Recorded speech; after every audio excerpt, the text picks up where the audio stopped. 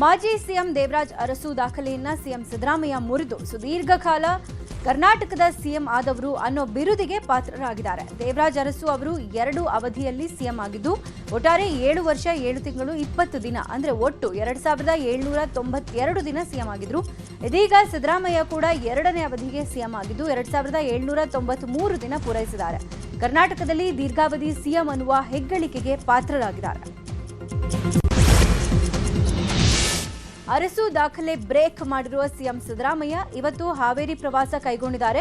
ವಿಶೇಷ ವಿಮಾನದ ಮೂಲಕ ಬೆಂಗಳೂರಿಂದ ಹುಬ್ಬಳ್ಳಿಗೆ ತೆರಳಲಿರುವ ಸಿಎಂ ಅಲ್ಲಿಂದ ಹೆಲಿಕಾಪ್ಟರ್ ಮೂಲಕ ಬೆಳಗ್ಗೆ 11:40ಕ್ಕೆ ಹಾವೇರಿ ತಲುಪಲಿದ್ದಾರೆ.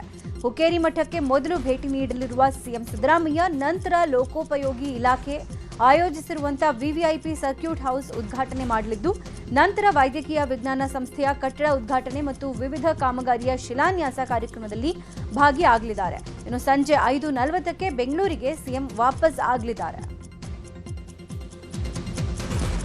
ಈ ಬಗ್ಗೆ ಹಾವೇರಿ ಉಸ್ತುವಾರಿ ಸಚಿವ ಶಿವಾನಂದ ಪಾಟೀಲ್ ಮಾತನಾಡಿದ್ದು, ಸಿದ್ದರಾಮಯ್ಯ ಮೊದಲು ಸಿಎಂ ಆದಾಗ ಹಾವೇರಿ ಜಿಲ್ಲಾಸ್ಪತ್ರೆಗೆ ಬಂದಿದ್ರು. ಇದೀಗ ಸುದೀರ್ಘ ಕಾಲ ಸಿಎಂ ಆಗಿರುವ ದಾಖಲೆಯ ಜೊತೆಗೆ ಹಾವೇರಿಗೆ ಕಾಲಿಡುತ್ತಿದ್ದಾರೆ. ಅವರ ಸ್ವಾಗತಕ್ಕೆ ಹಾವೇರಿ ಸಜ್ಜಾಗಿದೆ ಅಂತ ಸಂತಸ ವ್ಯಕ್ತಪಡಿಸಿದ್ದಾರೆ.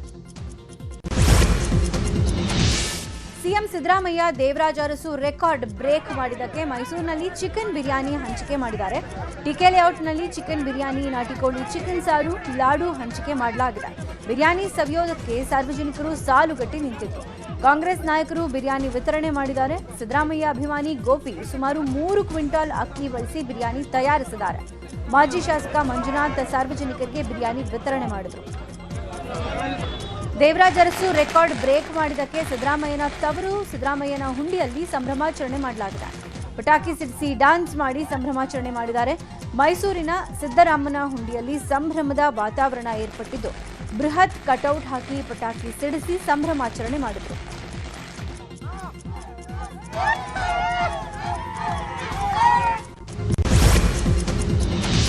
ಸಿದ್ದರಾಮಯ್ಯ ದೀರ್ಘಾವಧಿ ಸಿಎಂ ಆಗಿ ಅರಸು ದಾಖಲೆ ಸರಿಗಟ್ಟಿದ ಹಿನ್ನೆಲೆ ಹಳ್ಳಿಗಳಲ್ಲೂ ನಾಟಿಕೋಳಿ ಊಟ ಮಾಡಿದ್ದಾರೆ.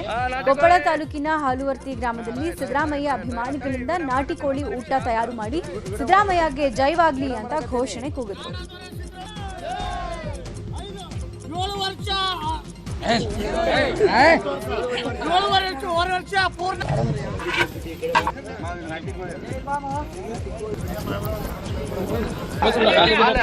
ನಾಟಿಕೋಳಿ ರೈಟ್ ತಡೆ ವಿಡಿಯೋ ಮಾಡಕತ್ತೇನೆ. 1 ನಿಮಿಷ ಆತ ವಿಡಿಯೋ ಮಾಡಕತ್ತೇನೆ. ಸಿದ್ದರಾಮಯ್ಯ ದೀರ್ಘಾವಧಿ ಸಿಎಂ ಆಗಿ ದಾಖಲೆ ಮಾಡಿದ ಹಿನ್ನೆಲೆ ಹಳ್ಳಿಗಳಲ್ಲಿ ನಾಟಿಕೋಳಿ ಸಾರು ಘಮಘಮಿಸಿದೆ. ಗದಗ ಜಿಲ್ಲೆ ಗಜೇಂದ್ರಗಡ ತಾಲೂಕಿನ ವದೇಗೋಳ ಗ್ರಾಮದಲ್ಲಿ ನಾಟಿಕೋಳಿ ಔತಣಕೂಟ ಏರ್ಪಡಿಸಲಾಗಿತ್ತು. ಸಿದ್ದರಾಮಯ್ಯ ಅಭಿಮಾನಿಗಳು ಗ್ರಾಮಸ್ಥರಿಗೆ ನಾಟಿಕೋಳಿ ಔತಣಕೂಟ ಏರ್ಪಡಿಸಿದ್ರು. ಸಿಎಂ ಸಿದ್ದರಾಮಯ್ಯ ಪರ ಘೋಷಣೆ ಕೂಗಿದ್ರು. ಹುಬ್ಬಳ್ಳಿಯಲ್ಲಿ ಕಾಂಗ್ರೆಸ್ ಕಾರ್ಯಕರ್ತರ ಹರ್ಷೋದ್ಗಾರ ಮುಗಿಲು ಮುಟ್ಟಿದೆ. ಕಾಂಗ್ರೆಸ್ ಜಿಲ್ಲಾಧ್ಯಕ್ಷ ಅನಿಲ್ ಕುಮಾರ್ ಪಾಟೀಲ್ ನಿವಾಸದ ಬಳಿ ಸಿದ್ದರಾಮಯ್ಯ ಫ್ಲೆಕ್ಸ್ಗೆ ಕ್ಷೀರಾಭಿಷೇಕ ಮಾಡಿ ಪುಷ್ಪಾರ್ಚನೆ ಮಾಡಿ ಸಂಭ್ರಮ ಪಟ್ಟಿದ್ದಾರೆ. ಪಟಾಕಿ ಸಿಡಿಸಿ ಸಿಹಿ ಹಂಚಿದ ಕಾರ್ಯಕರ್ತರು ಟಗರು ಹಾಡು ಹಾಡಿದ್ದಾರೆ. ಈ ವೇಳೆ ಕುಣಿದು ಕುಪ್ಪಳಿಸಿದ್ರು. ಮಾಜಿ ಸಂಸದ ಐಜಿ ಸನದಿ, ಪಾಲಿಕೆ ವಿರೋಧ ಪಕ್ಷದ ನಾಯಕ ಇಮ್ರಾನ್ ಎಲ್ಲಿಗಾರ ಮತ್ತಿತರರು ಉಪಸ್ಥಿತರಿದ್ದರು.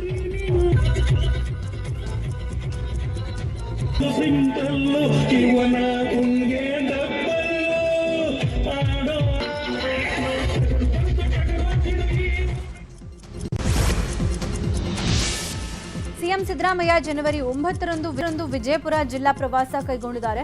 ಹೀಗಾಗಿ ವಿಜಯಪುರ ಡಿಸಿ ಕಚೇರಿಯಲ್ಲಿ ಸಚಿವ ಎಂಬಿ ಪಾಟೀಲ್ ನೇತೃತ್ವದಲ್ಲಿ ಪೂರ್ವಭಾವಿ ಸಭೆ ನಡೆಸಿದ್ದಾರೆ. ಜಿಲ್ಲಾ ಬಸ್ ನಿಲ್ದಾಣಕ್ಕೆ ಕಿತ್ತೂರು ರಾಣಿ ಚೆನ್ನಮ್ಮ ನಿಲ್ದಾಣ ಅಂತ ನಾಮಕರಣ ಮಾಡಲಾಗುತ್ತೆ. ಜೊತೆಗೆ ರಾಣಿ ಚೆನ್ನಮ್ಮ ಪುತ್ಥಳಿಯ ಅನಾವರಣ ಮಾಡಲಿದ್ದಾರೆ. ವಿವಿಧ ಅಭಿವೃದ್ಧಿ ಕಾಮಗಾರಿಗಳನ್ನು ಲೋಕಾರ್ಪಣೆ ಮಾಡಲಿದ್ದಾರೆ. ಹೀಗಾಗಿ ಅಗತ್ಯ ಸಿದ್ಧತೆ ಮಾಡಿಕೊಳ್ಬೇಕು ಅಂತ ಅಧಿಕಾರಿಗಳಿಗೆ ಎಂಬಿ ಪಾಟೀಲ್ ಸೂಚನೆ ಕೊಟ್ಟಿದ್ದಾರೆ.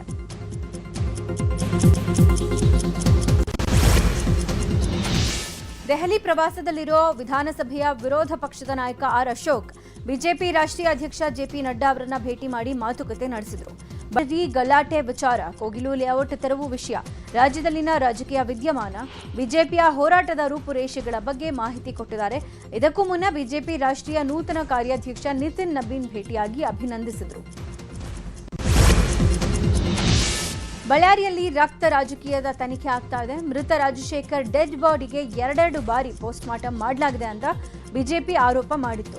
ಇದಕ್ಕೆ ತಿರುಗೇಟು ಕೊಟ್ಟಿರುವ ಡಿಸಿಎಂ ಡಿಕೆಶಿ ಸುಮ್ಮನೆ ಆರೋಪ ಮಾಡೋದು ಸರಿಯಲ್ಲ, ರಾಜ್ಯದ ಜನತೆಗೆ ತಪ್ಪು ಮಾಹಿತಿ ನೀಡಬೇಡಿ, ಜವಾಬ್ದಾರಿಯುತ ಸ್ಥಾನದಲ್ಲಿ ಇದ್ದೀರಿ, ದಾಖಲೆ ಇದ್ರೆ ಕೊಡಿ ಅಂತ ತಿರುಗೇಟು ಕೊಟ್ಟಿದ್ದಾರೆ. ಇನ್ನು ಮೃತ ರಾಜಶೇಖರ್ ನಿವಾಸಕ್ಕೆ ತೆರಳಿದ್ದ ಡಿಸಿಎಂ ಕುಟುಂಬಕ್ಕೆ ಸಾಂತ್ವನ ಹೇಳಿದ್ರು. ಘಟನೆ ಬಗ್ಗೆ ಸ್ಥಳೀಯ ಪೊಲೀಸರು ತನಿಖೆ ನಡೆಸ್ತಾ ಇದ್ದು ಶೀಘ್ರವೇ ಸರ್ಕಾರಕ್ಕೆ ವರದಿ ಕೊಡಲಿದ್ದಾರೆ. ಈ ವರದಿಯ ಆಧಾರದಲ್ಲಿ ಸಿಐಡಿಗೆ ವಹಿಸುವ ಬಗ್ಗೆ ಸರ್ಕಾರ ನಿರ್ಧಾರ ಮಾಡಲಿದೆ. ಮಧುರೈನ ತಿರುಪ್ಪರನ್ ಕುಂದ್ರಂ ಬೆಟ್ಟದ ಮೇಲಿನ ಪುರಾತನ ದೀಪಸ್ತಂಭಗಳಲ್ಲಿ ಕಾರ್ತಿಕ ದೀಪ ಬೆಳಗಿಸೋಕೆ ಮದ್ರಾಸ್ ಹೈಕೋರ್ಟ್ ಅನುಮತಿ ಕೊಟ್ಟಿದೆ. ಈ ಬೆನ್ನಲ್ಲೇ ತಿರುಪ್ಪರನ್ ಕುಂದ್ರಂ ಬೆಟ್ಟಕ್ಕೆ ಮಾಜಿ ಸಚಿವ ಕೆಎಸ್ ಈಶ್ವರಪ್ಪ ಭೇಟಿ ಕೊಟ್ಟು ವಿಶೇಷ ಪೂಜೆ ಸಲ್ಲಿಸಿದರು. ಪೂಜೆಯ ಬಳಿಕ ಮಾತನಾಡಿದ ಕೆಎಸ್ ಈಶ್ವರಪ್ಪ, ಈ ಪವಿತ್ರ ಹಿಂದೂ ಶ್ರದ್ಧಾ ಕೇಂದ್ರಕ್ಕೆ ಭೇಟಿ ನೀಡುವ ಅವಕಾಶ ಲಭಿಸಿದ್ದು ನಮ್ಮ ಸೌಭಾಗ್ಯ ಅಂತ ಹೇಳಿದ್ದಾರೆ. ತಿರುಪರಮುಂಡ್ರಂ ಈ ದೇವಸ್ಥಾನದ ಗುಡ್ಡದ ಮೇಲೆ ದೀಪ ಹಚ್ಚಬೇಕು ಅನ್ನಂತ ಒಂದು ವ್ಯವಸ್ಥೆ ಆದಾಗ ಅನೇಕರು ಇದನ್ನು ವಿರೋಧ ಮಾಡಿದ್ರು. ಕೊನೆಗೆ ಇವತ್ತು ತಾನೇ ಕೋರ್ಟಿಂದ ಆದೇಶ ಆಗಿದೆ, ಇಲ್ಲಿ ದೀಪ ಹಚ್ಚಬೇಕು ಅಂತ. ಇದು ನಿಜಕ್ಕೂ ಕೂಡ ಹಿಂದೂ ಸಮಾಜಕ್ಕೆ ಸಿಕ್ಕಂತ ಒಂದು ದಿಗ್ವಿಜಯ ಇದೆ. ಹಾಗಾಗಿ ಇವತ್ತು ಕೋರ್ಟ್ ತೀರ್ಪು ಬಂದಿದೆ. ಆಕಸ್ಮಿಕವಾಗಿ ಆ ಭಗವಂತ ಸುಬ್ರಹ್ಮಣ್ಯ ಸ್ವಾಮಿ ನಮ್ಮನ್ನ ಇದೇ ದೇವಸ್ಥಾನಕ್ಕೆ ಇವತ್ತು ಕರೆಸ್ಕೊಂಡಿದ್ದು ಕೂಡ ಕಾಕತಾಳೀಯ. ಒಟ್ಟಾರೆ ನಾವೆಲ್ಲರೂ ಇವತ್ತು ಬಂದು ಈ ಒಂದು ಭಗವಂತನ ಸನ್ನಿಧಿನಲ್ಲಿ ಪುನೀತರಾಗಿದ್ವಿ. ಇಡೀ ದೇಶಕ್ಕೆ ಧರ್ಮಕ್ಕೆ ನೆಮ್ಮದಿ ಸಿಗಲಿ, ಶಾಂತಿ ಸಿಗಲಿ ಅಂತೇಳಿ ಆ ಭಗವಂತನಲ್ಲಿ ಪ್ರಾರ್ಥನೆ ಮಾಡ್ತೇವೆ. ಪ್ರಧಾನಿ ಮೋದಿ ಜೊತೆಗೆ ಉತ್ತಮ ಬಾಂಧವ್ಯ ಹೊಂದಿರೋದಾಗಿ ಅಮೆರಿಕ ಅಧ್ಯಕ್ಷ ಟ್ರಂಪ್ ಮತ್ತೊಮ್ಮೆ ಹೇಳಿದ್ದಾರೆ. ಆದರೆ ರಷ್ಯಾದಿಂದ ತೈಲ ಖರೀದಿಯನ್ನ ಭಾರತ ಮುಂದುವರೆಸಿರೋದು ಟ್ರಂಪ್ಗೆ ಬೇಸರ ತರಿಸಿದೆಯಂತೆ. ನಾವು ಭಾರತದ ಮೇಲೆ ಹೆಚ್ಚಿನ ಸುಂಕ ವಿಧಿಸಿರೋದಕ್ಕೆ ಮೋದಿ ಅವರು ಯಾಕೋ ಖುಷಿಯಾಗಿಲ್ಲ ಅಂತ ಟ್ರಂಪ್ ಹೇಳಿದ್ದಾರೆ. ಈ ಮೂಲಕ ಭಾರತದ ಮನವೊಲಿಕೆಗೆ ಪ್ರಯತ್ನ ಮಾಡಿದಂತಿದೆ. ಬಾಂಗ್ಲಾದಲ್ಲಿ ಹಿಂದೂಗಳ ಮೇಲಿನ ಹಿಂಸಾಚಾರ ಮುಂದುವರೆದಿದೆ. ಕಳ್ಳತನ ಆರೋಪ ಹೊರಿಸಿ ಯುವಕನೊಬ್ಬನನ್ನ ಗುಂಪೊಂದು ಅಟ್ಟಾಡಿಸಿಕೊಂಡು ಹೋಗಿದೆ. ಈ ವೇಳೆ ಯುವಕ ನಾಲೆಗೆ ಹಾರ್ಬಿ ಪ್ರಾಣ ಬಿಟ್ಟಿದ್ದಾನೆ. ಭಂಡಾರ್ಪುರ ಗ್ರಾಮದ ಮಿಥುನ್ ಸರ್ಕಾರ್ ಅನ್ನುವ ಮೃತ ದುರ್ದೈವಿ. ಪೊಲೀಸರು ಶವವನ್ನ ಹೊರತೆಗೆದು ಪೋಸ್ಟ್ ಮಾರ್ಟಂಗೆ ಕಳಿಸಿದ್ದಾರೆ. ಓಡಿಸಿಕೊಂಡು ಹೋದ ಮುಸ್ಲಿಮರ ವಿರುದ್ಧ ಕೇಸ್ ಹಾಕಬೇಕು ಅಂತ ಹಿಂದೂಗಳು ಆಗ್ರಹಿಸುತ್ತಿದ್ದಾರೆ. ಬಾಂಗ್ಲಾದ ಪ್ರಜೆಯೊಬ್ಬ ಬೆಂಗಳೂರಲ್ಲಿ ಅಕ್ರಮವಾಗಿ ಆಟೋ ಚಾಲನೆ ಮಾಡ್ತಾ ಇರುವ ಆರೋಪ ಕೇಳಿ ಬರ್ತಿದೆ. ತಮಿಳುನಾಡು ನೋಂದಣಿಯ ಆಟೋವನ್ನ ಆನೇಕಲ್ನ ಅತ್ತಿಬೆಲೆಯಲ್ಲಿ ಬಾಂಗ್ಲಾ ಯುವಕ ಓಡಿಸ್ತಾ ಇದ್ದ. ಸ್ಥಳೀಯರು ಹಿಡಿದು ಪೊಲೀಸರಿಗೆ ಒಪ್ಪಿಸಿದ್ದಾರೆ. ಈತನ ಹೆಸರು ಇರ್ಷಾದ್ ಅಂತ ಹೇಳಲಾಗ್ತಿದೆ. ನಕಲಿ ದಾಖಲೆಗಳನ್ನ ಸೃಷ್ಟಿ ಮಾಡಿಕೊಂಡು ನಗರಕ್ಕೆ ಎಂಟ್ರಿ ಕೊಟ್ಟು ಆಟೋ ಓಡಿಸ್ತಾ ಇದ್ದ ಅಂತ ಹೇಳಲಾಗಿದೆ. ಬಾಂಗ್ಲಾದೇಶ ನೋಡಿ ಚೇಸ್ ಮಾಡ್ಕೊಂಡ್ ಬಂದು ಹಿಡಿಬೇಕಾಗಿ ಬಂತು. ಇವನ್ನ ಚೇಸ್ ಮಾಡ್ಕೊಂಡ್ ಬಂದು ಇಲ್ಲಿ ಹಿಡಿದು ನಿಲ್ಸಿದೀನಿ. ಪೊಲೀಸ್ ಅವ್ರನ್ನ ಕರೆದಿದ್ದೀನಿ. ಇನ್ನೇನು ಕೆಲವೇ ನಿಮಿಷಗಳಲ್ಲಿ ಪೊಲೀಸ್ ಅವ್ರು ಬರ್ತಾರೆ.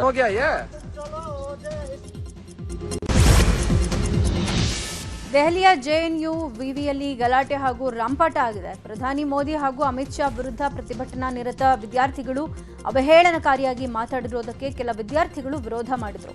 ಆಗ ವಾಕ್ ಸಮರವೇ ನಡೆದಿದೆ. ಅವಹೇಳನಕಾರಿಯಾಗಿ ಮಾತನಾಡಿರೋರನ್ನ ಕಾಲೇಜಿಂದ ಸಸ್ಪೆಂಡ್ ಮಾಡಿ ಹಾಗೂ ಎಫ್ಐಆರ್ ಮಾಡಬೇಕು ಅಂತ ಆಗ್ರಹ ಕೇಳಿ ಬರ್ತಿದೆ. ಆಯ್ತು, ಕ್ರಮ ಕೈಗೊಳ್ತೀವಿ ಅಂತ ವಿವಿ ಕುಲಪತಿ ಹೇಳಿದ್ದಾರೆ. ಧಾರವಾಡ ಕೋಳಿಕೆರೆ ಪ್ರದೇಶದಲ್ಲಿ ಸಿಲಿಂಡರ್ ಸ್ಫೋಟದಿಂದ ಗಾಯಗೊಂಡಿದ್ದ ವ್ಯಕ್ತಿ ಸಾವನ್ನಪ್ಪಿದ್ದಾನೆ. ದುರಂತದಲ್ಲಿ 6 ಮಂದಿಗೆ ಸುಟ್ಟ ಗಾಯಗಳಿಂದ ಆಸ್ಪತ್ರೆಗೆ ಸೇರಿಸಲಾಗಿದೆ. ಇದೀಗ ಓರ್ವ ಗಾಯಾಳು ಚಿಕಿತ್ಸೆ ಫಲಿಸದೆ ಸಾವನ್ನಪ್ಪಿದ್ದಾರೆ. ಹುಬ್ಬಳ್ಳಿಯ ಕಿಮ್ಸ್ ಆಸ್ಪತ್ರೆಗೆ ಸಚಿವ ಸಂತೋಷ್ ಲಾಡ್ ಭೇಟಿ ಕೊಟ್ಟು ಗಾಯಾಳುಗಳ ಆರೋಗ್ಯ ವಿಚಾರಿಸಿದ್ದಾರೆ. ಆದರೆ ಇದೀಗ ಒಬ್ಬರು ಸಾವನ್ನಪ್ಪಿದ್ದು ಉಳಿದ ಗಾಯಾಳುಗಳಿಗೆ ಚಿಕಿತ್ಸೆ ಮುಂದುವರೆದಿದೆ. ಕೋಲಾರ ತಾಲೂಕಿನ ನರಸಾಪುರ ಕೆರೆಯಲ್ಲಿ ಯುವಕನ ಶವ ಪತ್ತೆಯಾಗಿದೆ. ಕೋಲಾರದ ಉದ್ದಪ್ಪನಹಳ್ಳಿ ಗ್ರಾಮದಲ್ಲಿ 35 ವರ್ಷದ ಮುನಿರಾಜು ಅನ್ನುವವನ ಶವ ಪತ್ತೆಯಾಗಿದೆ. ಜೊತೆಗಿದ್ದವರೇ ಕೊಲೆಗೈದಿರುವ ಶಂಕೆ ವ್ಯಕ್ತವಾಗಿದ್ದು, ನರಸಾಪುರ ಕೆರೆಯ ತೂಬಿನ ಬಳಿ ಶವ ಪತ್ತೆಯಾಗಿತ್ತು. ಸ್ಥಳಕ್ಕೆ ಕೋಲಾರ ಎಸ್ಪಿ ಕನಿಕಾ ಸುಕ್ರಿವಾಲ್ ಭೇಟಿ ಕೊಟ್ಟು ಪರಿಶೀಲನೆ ನಡೆಸಿದ್ದಾರೆ. ವೇಮಗಲ್ ಪೊಲೀಸ್ ಠಾಣೆಯಲ್ಲಿ ಮೃತನ ಸಂಬಂಧಿಕರು ಕೊಲೆ ಕೇಸ್ ದಾಖಲಿಸಿಕೊಂಡು ತನಿಖೆ ಕೈಗೊಂಡಿದ್ದಾರೆ. ಶಿವಮೊಗ್ಗ ಕೇಂದ್ರ ಕಾರಾಗೃಹಕ್ಕೆ ಖೈದಿಯನ್ನ ಭೇಟಿಯಾಗೋಕೆ ಬಂದಿದ್ದವರು ಗಾಂಜಾ ಪೂರೈಕೆಗೆ ಯತ್ನಿಸಿದ್ದಾರೆ. ಈ ಸಂಬಂಧ ತುಂಗಾನಗರ ಠಾಣಾ ವ್ಯಾಪ್ತಿಯಲ್ಲಿ ಇಬ್ಬರನ್ನ ಬಂಧಿಸಲಾಗಿದೆ. ಬಂಧಿತರನ್ನ ಮದರಿಪಾಳ್ಯದ 22 ವರ್ಷದ ಮೊಹಮ್ಮದ್ ಅಕ್ಬರ್ ಹಾಗೂ 21 ವರ್ಷದ ಅಸ್ಗರ್ ಅಲಿ ಅಲಿಯಾಸ್ ಅಜ್ಜು ಅಂತ ಗುರುತಿಸಲಾಗಿದೆ. ಕೇಂದ್ರ ಕಾರಾಗೃಹದಲ್ಲಿ ಕೈದಿಯನ್ನ ಭೇಟಿಯಾಗೋಕೆ ಬಂದಿದ್ದ ಇಬ್ರು ಈ ವೇಳೆ ಜೈಲು ಅಧಿಕಾರಿಗಳು ತಪಾಸಣೆ ನಡೆಸಿದಾಗ ಅವರ ಪ್ಯಾಂಟ್ನಲ್ಲಿ ಗಾಂಜಾ ಇಟ್ಕೊಂಡಿರೋದು ಪತ್ತೆ ಆಗಿತ್ತು. ಕೂಡಲೇ ಜೈಲಧಿಕಾರಿಗಳು ತುಂಗಾನಗರ ಠಾಣೆಗೆ ಮಾಹಿತಿಯನ್ನ ಕೊಟ್ಟು ಆರೋಪಿಗಳನ್ನ ವಶಕ್ಕೆ ಪಡೆದಿದ್ದಾರೆ. ಬೆಂಗಳೂರು ದಕ್ಷಿಣ ಜಿಲ್ಲೆ ಮಾಗಡಿ ಪಟ್ಟಣದಲ್ಲಿ ಬೀದಿ ನಾಯಿಗಳ ಹಾವಳಿ ಮಿತಿ ಮೀರಿದೆ. ಇಬ್ಬರು ಮಕ್ಕಳ ಮೇಲೆ ಬೀದಿ ನಾಯಿಗಳು ದಾಳಿ ಮಾಡಿವೆ. ಮಾಗಡಿ ಪಟ್ಟಣದ ಬಾಗೇಗೌಡ ಲೇಔಟ್ನಲ್ಲಿ ಘಟನೆ ನಡೆದಿದೆ. 3 ವರ್ಷದ ಮಯಾಂಕ್ ಹಾಗೂ ಗಾನವಿ ಮೇಲೆ ದಾಳಿ ಮಾಡಿದ್ದು ಮಕ್ಕಳಿಗೆ ಮಾಗಡಿ ಸಾರ್ವಜನಿಕ ಆಸ್ಪತ್ರೆಯಲ್ಲಿ ಚಿಕಿತ್ಸೆ ಕೊಡಿಸಲಾಗುತ್ತಿದೆ. ಬೀದಿ ನಾಯಿಗಳ ಹಾವಳಿಗೆ ಕಡಿವಾಣ ಹಾಕುವಂತೆ ಪೋಷಕರು ಮನವಿ ಮಾಡಿದ್ದಾರೆ. ಹುಲಿಗಣತಿ ವೇಳೆಯಲ್ಲಿ ಹುಲಿ ಕಳೇಬರ ಪತ್ತೆಯಾಗಿದೆ. ಚಿಕ್ಕಮಗಳೂರಿನ ಹೆಬ್ಬೆ ವಲಯದ ಕೊದೆಕಳ್ಳ ಬೇಟೆ ನಿಗ್ರಹ ಶಿಬಿರ ಸಮೀಪದ ಗಂಗೆಗಿರಿಯಲ್ಲಿ ಶವ ಪತ್ತೆಯಾಗಿದೆ. 2 ಗಂಡು ಹುಲಿಗಳ ಕಾದಾಟದಲ್ಲಿ ನಿತ್ರಾಣಗೊಂಡು ಮೃತಪಟ್ಟಿರುವ ಶಂಕೆ ವ್ಯಕ್ತವಾಗಿದೆ. ಕೊಳತ ಸ್ಥಿತಿಯಲ್ಲಿ 8 ವರ್ಷದ ಗಂಡು ಹುಲಿಯ ಶವ ಪತ್ತೆಯಾಗಿದ್ದು 5-6 ದಿನದ ಹಿಂದೆ ಮೃತಪಟ್ಟಿರುವ ಸಾಧ್ಯತೆ ಇದೆ. ಸ್ಥಳಕ್ಕೆ ವನ್ಯಜೀವಿ ವಿಭಾಗದ ಅಧಿಕಾರಿಗಳು, ವೈದ್ಯರು ಭೇಟಿ ಕೊಟ್ಟು ಮರಣೋತ್ತರ ಪರೀಕ್ಷೆ ನಡೆಸಿ ಮೃತದೇಹವನ್ನು ಸುಟ್ಟಿದ್ದಾರೆ. ಕೊಪ್ಪಳದ ಗವಿಸಿದ್ದೇಶ್ವರ ಜಾತ್ರೆ ಅಂಗವಾಗಿ ಭಕ್ತರು ದೇವರಿಗೆ ದೀಡ ನಮಸ್ಕಾರ ಮಾಡಿದ್ದಾರೆ. ಗವಿಮಠದ ಪರಂಪರೆಯ ಶಿಷ್ಯ ಮಠವಾಗಿರುವ ಚಿಕ್ಕೇನಕೊಪ್ಪದ ಶ್ರೀ ಶಿವಶಾಂತವೀರ ಸ್ವಾಮಿಗಳು ಗವಿಸಿದ್ದೇಶ್ವರರಿಗೆ ದೀಡ ನಮಸ್ಕಾರ ಹಾಕಿದ್ದಾರೆ. ಚಿಕ್ಕೇನಕೊಪ್ಪದ ಶ್ರೀ ಚನ್ನವೀರ ಶರಣರು ಜಾತ್ರೆಯಲ್ಲಿ ದೀಡ ನಮಸ್ಕಾರ ಹಾಕ್ತಾ ಇದ್ದು ಇದೇ ಪರಂಪರೆಯನ್ನ ಅವರ ಶಿಷ್ಯರು ಕೂಡ ಮುಂದುವರೆಸಿದ್ದಾರೆ. ಭಕ್ತರು ಹಾಕಿರುವ ಹೂವಿನ ಹಾಸಿಗೆಯಲ್ಲಿ ಭಜನೆ ಮಾಡ್ತಾ ದೀಡ ನಮಸ್ಕಾರ ಮಾಡುತ್ತಾರೆ.